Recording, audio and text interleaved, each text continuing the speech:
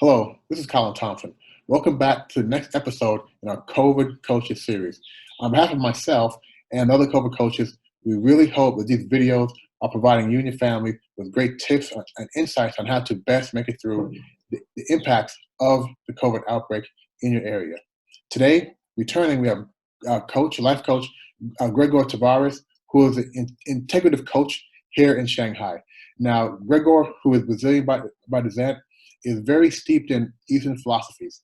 Today, he's going to talk to us about the importance of aligning our energy centers. As you may or may not know, if your energy centers are misaligned, it's very hard for you to find the mental and physical benefits needed during this time. So, Gregor, welcome back to the program.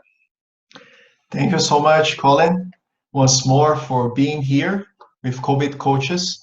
And as a half Portuguese, half Japanese, born and raised in Brazil, I always came across these Eastern and Western perspectives of the world. So when we think about energy centers, people often in the West, they go, whoa, what are you talking about?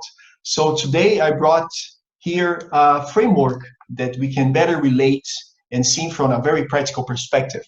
So the first level of energy that I'll be talking about on these different levels, the first one is physical energy. So those things are pretty much what we do for the sleeping that we get and the eating habits and the physical activities, and how can that help you to have more physical energy. That's pretty much the more obvious one. And then we get into the second level, which is the emotional energy. And this has to do with our feelings, our emotional turmoil that we are sometimes facing during this situation of the COVID. And the third level of energy that we go through, it's our mental energy. So the thoughts in this situation of the lockdown, so the worrying about the news and worrying about the future, what's going to happen, and all those thoughts, how can we also bring that to alignment? And the fourth one and the last one that we talk about, it's the spiritual level. That would be, doesn't matter what's your religion, doesn't matter what are your beliefs, but what's the purpose behind of all the things that you're going through, that all of us are going through right now. Yeah, I'm looking forward to this, because as we talked before we started taping this, we have to have what we call alignment or be centered, have balance. And you're going to share with us some things I found very interesting. In some areas, in some of these dimensions, you can have having too much of a positive thing may not be a good thing. So again, I think the first area we're going to talk about is the reason. So share with us how on both sides, the balance of not enough reason or having too much reason can benefit or actually hurt us. Right. So I'm sharing with you the concept of energy centers. So in Chinese, it's called dantian. In Japanese, it's a very popular word. It's called hara. Hara is when they use, especially for martial arts, to give like a punch. They use the hara, which is the lower dantian in the traditional Chinese way of putting. So the different dantians are our different energy centers. And the first one that you mentioned, this one connecting with, it's located in the area of our head. So that's where our brains are. And at the same time, it's connected with reason. So how can reason be an extreme of it, or can be a lack of it? So too much of it or too less of it. So that's pretty much how we put the alignment of it. In terms of the reason, if we use our heads too much to overthinking what's going to happen with the economy, what's going to happen politically, or the world structure, how are they going to respond to it, this can be something that's going to lead to overthinking, therefore an excess usage of this energy center. On the other side, what would be a lack of it if it's, for instance, I'm a foreigner here in China. If I decide, okay, I'm not going to look at the news at all, I'm going to be detached of it, I don't want to know, I'm just going to turn off my phone, turn off my computer. Suddenly I need to get out of China and come back, and I realize, whoa, the law has changed. I didn't even was aware of it. So filtering what is the excess of it or what is the lack of it, it is key, and that goes for reason as well. Right. It's very interesting because when you talked about having a lack of reason or not wanting to engage in news, ignorance, right? And they say ignorance is bliss. I don't believe that. Ignorance is not bliss. So you're saying if you don't have enough information, you're not able to reason to make smart decisions.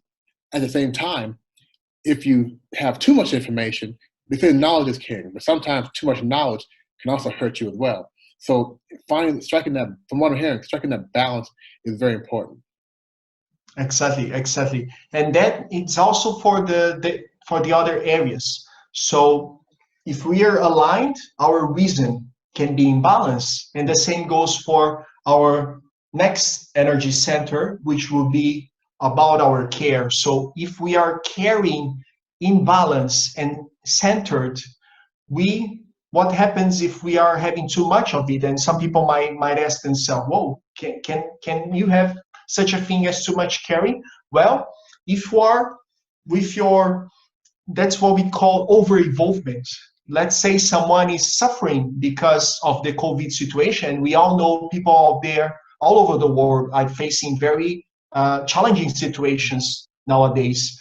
But let's say if you're a doctor and you need to take care of a patient, should you be suffering together with the patient, or should you be caring enough but in a central way to help to take care of the patient? And what would be another extreme, a lack of it, a lack of care would be just isolating yourself, and I don't want to know whatever comes from my groups in my messenger, whatever comes from my emails requests, or whatever my friends are trying to reach me out. I just close myself and say, I cannot even take care of myself. I'm going to help others. So it's having this engagement of feeling what others are feeling, but not getting confused with what you are feeling. So when you're not in that position that you feel that, oh my God, to help, I need to suffer together with you. No, that's getting too much of it. You can sense and be empathic about what the other person is going through, but to really help and being centered, you don't need to this misperception of having to suffer with the other person, but rather understanding what they're going through, but being aligned with yourself so you're able really to help them and not to get into their situation, being on their shoes. You can feel what they're feeling, but you don't need to go through the same thing to be with them. Right, you can empathize with them, but not pick up the emotion. It's interesting because when you look at in your balance on the lacking side, each time, previously and now, it seems like on the lacking side, you're sort of turning your back to what's taking place. You're closing your ears, you're closing your eyes, and you're closing your emotions off. But interesting, on the over the caring side, the over caring side, I tell you, this hits home because I have a cousin who's right now in New York City in the hospital recovering. And when we first heard about his situation, it hit hard. And we know his wife is a nurse. They have little kids there. His wife's family is also sick. And, we were taking it pretty hard on our side. And we had to realize, we want to feel the pain the family's going through, but we can't let that impact us, right? We still have to make sure that we have a positive mindset. Because in order for us to engage with the family, you can't call the family wishing them good luck, sounding concerned, sounding scared. We must build them up. So I totally understand what you mean by saying that you can empathize with somebody, but you can't you should avoid letting their feelings make you suffer together, right? You should try to make sure you're protecting them, you're helping them, but you're not being, sorry to say, pulled down by their feelings also. Very interesting. Yes. That's a very good point, Colin. And I would say that's the key takeaway from our conversation. It's the ability of being open, but not, respecting also your boundaries. Because as you said, people often find themselves, okay, if I need to help, do I need to suffer with the other person? That's a very common thing. And then you lost yourself into listening to your own feelings and thoughts. And in that situation, you're not anymore in a position to help the other. You're just lost in that suffering together with the other. So connecting with what the other person is going through and be on their shoes, but not having to, you know, if you jump out of the bridge, I have to jump together. No, I tell you, well, you know, have you thought about other options? Have you considered other possibilities? Or sometimes, you know, I'm with you. And that's the area of our heart. And we know heart is very connected with our idea of love. You can be within the energy, but you don't need to be on the other's same exactly situation to have some sort of position to help them go through what they're going through. So I feel this is, and not coincidentally, they are in the middle. This energy center is in the middle of us. So it really connects the more subtle parts of ourselves with the more dense parts of yourself. And this is our bridge. So the heart, it's our bridge, literally in the middle of us. And you mentioned that there is a physical action side as well. Yes. So this dense part is connected with our gut. So nowadays, as we know, neuroscientists, they've been connecting the central nervous system all the way, not only in our brain, but going all the way down our gut. And nowadays we know from a scientific point of view how much information it's all there. So the gut reaction, the gut feeling, and we can use that also, this energy center, with wisdom and taking the right action. So some people put it together with the sense of we can be frozen by, if we are in survival mode, we can be too much, you know, stuck, or what some people are reflecting, they are dealing nowadays with the situation, just I'm not going to do anything. I don't know what to do, I'm not going to do anything. Or on the other side, doesn't matter if the global situation has already shown what we are facing, the proportion of what we are facing. Some people, they go to the other side and say, you know, whatever, and get into a more reckless understanding of what's happening, and then just exposing themselves to danger. So what is the balance of it? It's when you are on your thoughts with your head, using your reason, and you're also, in this sense, with the care to others, but very importantly, in this case, with self-care, your thoughts, your emotions, and then your actions, the decisions that you make are also more aligned. So you're not just stopping you and not doing anything, but you're not out there exposing yourself to danger, but you're rather making actions that are connected with your thoughts and connected with your feelings in a way that is aligned and centered. Yeah, I think this is, again, I'm very glad that you're sharing some of these more Eastern philosophies, or Eastern methods of self-care, because it's very important that we step out of our comfort zone. And right now, people have opportunity to try new things.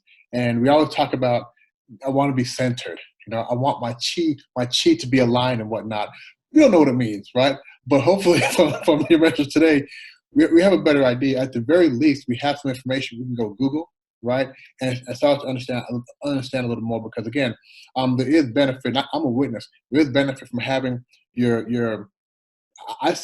your mind and body aligned. And if we're able to focus our energy in the right areas and being balanced and centered, then we're able to, I guess, make it through this time period much better. So, Gregor, I want you to leave us with this as we summarize. What are the real main benefits of having our energy dimensions, having our energy aligned and centered? Very good, Colin. So it's an invitation that I'm also extending for our viewers and our audience out there, to, when we are triggered by awareness, so we saw something in the news and we are just too much attached, and with news overflow, we are overthinking, or in our other dimension of our heart area, if you're thrown by, oh my God, this cannot be happening, and you're over involved in that suffering. When you're triggered by a situation, we often think that we are the thought that is worrying, And we often think we are the over-involvement of emotions that are taking over. But if we remind ourselves that we are much more than just that thought or just that emotion, we're able to see ourselves from a wider perspective. And we can think that, okay, I'm also my thoughts, I'm also my emotions, and I'm a reflection of the actions that I take out there. And we remind ourselves of these energy centers, we don't get stuck in just being the logical and rational mind, or just the over worrying or not caring about anyone or anything. So we're able to look at us from a more integrative perspective. Right. So I would say that's the main takeaway, is to look into yourself with much more richness and looking at the wisdom that each part of you, each level of energy of you might bring to this situation. Right. Thank you. Thank you. As you're speaking, I think of the poster that say "Keep calm." Right. Keep calm. This will help with allowing your energies or your chakras. I like saying chakras. Allow you to really keep calm. So, Gregor, I want to take a moment and thank you and the other COVID coaches for taking the time to share with us. I know that you have your life here. Everybody's busy, but you and other coaches are really taking time out to really give out some good information. So again, I want to thank you for sharing with us today, and we'll see you again. We'll see you again in a few days, few weeks, Gregor. So thank you. Thank you very much for this opportunity once more. Okay. Talk soon. Bye-bye.